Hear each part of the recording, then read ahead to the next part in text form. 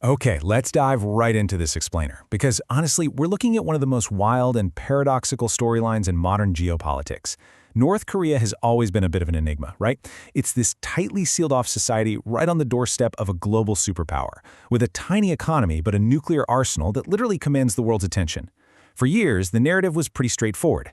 The world viewed its leader, Kim Jong-un, as the isolated dictator of a hermit kingdom just suffocating under this mountain of international sanctions designed to crush his regime. But recently, if you take a look at the streets of Pyongyang, you might notice something completely unexpected. I mean, it's usually pretty easy to spot a lottery winner. The neighbor who used to take the bus suddenly has a brand new Mercedes parked outside. Well, Pyongyang is looking suspiciously flush these days. There are more cars, way more people using smartphones, and they even have the ability to hail an Uber-like ride. So how on earth does a heavily sanctioned, impoverished nation suddenly have all the hallmarks of a booming economy? Let's unpack the mystery. So get a load of this number, because the scale of this boom is just staggering. According to a Bloomberg economics analysis, between 2022 and 2025, North Korea is projected to rake in upwards of $22 billion in foreign earnings. We are talking about a nearly 60% jump in the foreign currency the regime can actually access post-pandemic compared to their pre-sanctioned levels. That is basically 4 times more revenue than they brought in during the previous 4-year block. For a regime that was supposedly being entirely starved of capital by the international community, this is a massive, massive influx of cash. But to really wrap your head around the sheer paradox of this situation, you have to place that $22 billion windfall against North Korea's entire economy. The Bank of Korea estimates their total GDP at around just $30 billion. That means their economy is roughly 60 times smaller than their southern neighbor South Korea. So we're talking about a country that remains one of the most impoverished on the planet, yet somehow a sum of money equal to more than 2/3 of its entire economic output is suddenly flowing across its borders. So, how exactly did they pull this off? How does a government, totally isolated from the global financial system and locked down by crippling UN sanctions, execute what might just be the ultimate high-stakes corporate turnaround story on the world stage? Well, to understand CEO Kim Jong-un's incredible economic pivot, we actually have to go back to the moment he almost lost it all. Part 1 of our narrative, the Hanoi Catalyst, going broke and doubling down. To understand this pivot, we really have to rewind the clock to 2019. That was the true inciting incident for this entire narrative at the Hanoi summit. Kim Jong-un and then U.S. President Donald Trump were there to negotiate exchanging sanctions relief for the dismantling of Kim's nuclear program. But as this quote from Donald Trump perfectly highlights, the talks just completely collapsed. Kim walked away from that summit publicly humiliated and literally broke. The weight of the international sanctions caused his economy to hit a brick wall. With no diplomatic off-ramp anywhere in sight, Kim had to make a choice. And instead of folding, he doubled down on his one and only piece of explosive leverage, his nuclear weapons. He realized right then that to survive, he needed a completely new business model. Which brings us to part 2, a new revenue model, the diversified portfolio. So how do you save a broke regime? You diversify. Kim built 3 new illicit income pillars. Pillar number 1, stealing internet money. North Korea has deployed some of the largest state-sponsored hacking units in the world, and they have a laser focus on cryptocurrency. Back in 2017, private research estimated North Korean hacking groups accounted for about 30% of global crypto thefts. Today, post-pandemic, it's estimated to be well in excess of 70%. I mean, they have captured an astronomical market share of global crypto theft. But hey, having a bunch of stolen Bitcoin on a hard drive doesn't do you much good if you can't spend it, right? By 2025, estimates put their thefts at upwards of $2 billion a year. It's a breathtaking scale of digital heist. They systematically launder this stolen crypto, cashing it out into hard fiat currency, euros, dollars, and renminbi. Once it's converted, that money gets moved to offshore bank accounts, where the regime can quietly purchase critical goods and fund its operations entirely outside the view of traditional banking sanctions. Then we have the second pillar, which is all about the relationship with their most important backer, China. China is the destination for a staggering 98% of North Korea's exports, and on the flip side, it is their absolute #1 source for imports and critical energy resources. Beijing is essentially bankrolling its neighbor to the maximum extent that sanctions will allow. Why? Because they desperately want to avoid a total North Korean economic collapse. An implosion next door would trigger a massive regional refugee crisis and create huge instability right on China's border.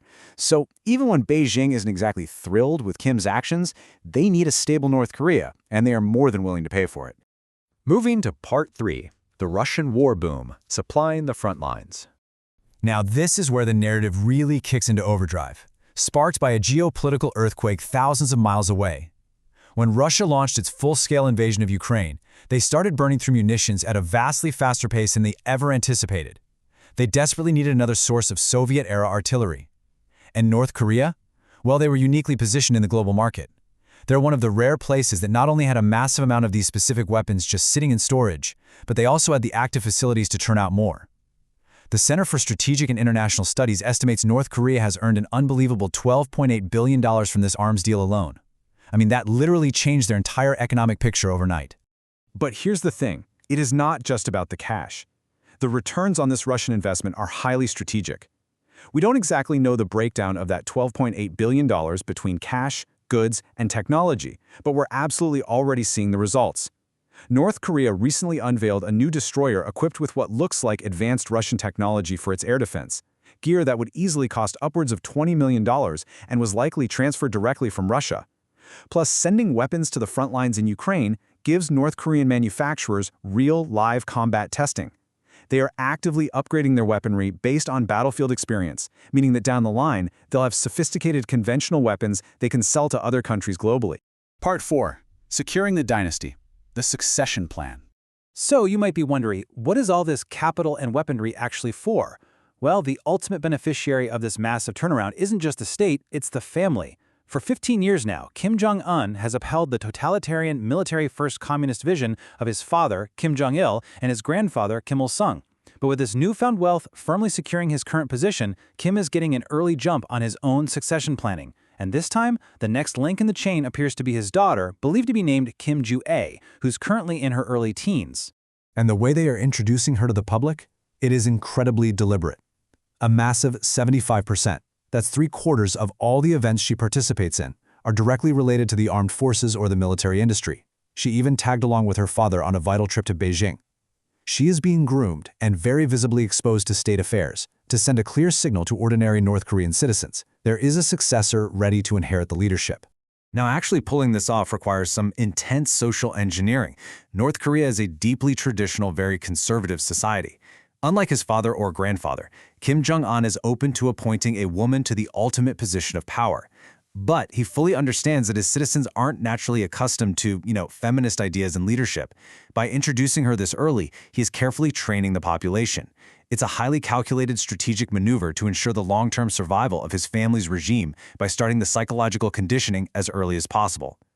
And finally, Part 5. The ultimate calculus. Security over sanctions.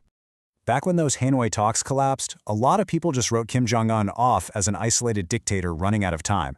But today, standing alongside figures like Xi Jinping and Vladimir Putin, he has emerged as one of the most unexpected geopolitical winners of our era. He is using this new money to accelerate the production of nuclear weapons, potentially putting them on track to have one of the biggest stockpiles on Earth, while simultaneously using Russian tech to rebuild his conventional military. To them, looking at recent global conflicts involving the US, Israel, and Iran, it's just the ultimate confirmation of what they've always believed. Possessing a massive nuclear weapons capability is the only true way to guarantee regime security. It really all boils down to this incredibly stark, brutal observation from our source material. They would like to be rich, but in order to be rich, you have to be alive first. And they believe that if they sell their nukes, they are dead. It's an unyielding logic. Every single hack, every arms deal, every geopolitical maneuver, it's all driven by this absolute conviction that their nuclear arsenal is their only life insurance policy. And looking at their current economic boom, they're probably right. So, as we wrap up this explainer, I want to leave you with a pretty massive question. We've seen how adaptability, cyber theft, and shifting geopolitical alliances have essentially rendered decades of international sanctions completely ineffective against Pyongyang. If economic isolation completely fails to stop this nuclear conglomerate's multi-billion-dollar turnaround, what on earth does the world do next?